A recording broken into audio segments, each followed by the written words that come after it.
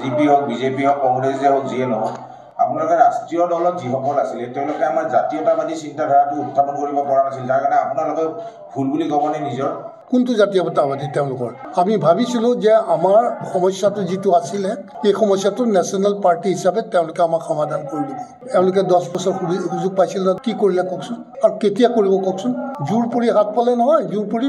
মুখ পালে এতিয়াও এটা সমাধান নকৰিলে সৰ্বানন্দ সোণোৱালেও 5টা বছৰ পাইছিল এটা শাসন এনআৰচি ৰিভিউ কৰিবৰ কাৰণে দিছিল 30% কি কৰিলে এটামান ক'ৰবাত ডিটেক্ট কৰিব পাৰিলেনে এটাওতো নোৱাৰিলে কেতিয়া কৰিব কেনেকৈ কৰিব কি মেকানিজম আছে তেওঁলোকৰ কোনটো জাতীয়তাবাদী তেওঁলোকৰ আমি ভাবিছিলোঁ যে আমাৰ সমস্যাটো যিটো আছিলে এই সমস্যাটো নেশ্যনেল পাৰ্টি হিচাপে তেওঁলোকে আমাক সমাধান কৰি দিব তেওঁলোকে 10 বছৰ সুযোগ পাইছিল কি কৰিলে কওকচোন আৰু কেতিয়া কৰিব কওকচোন জোৰ পৰি হাত পালে নহয় জোৰ পৰি মুখ পালে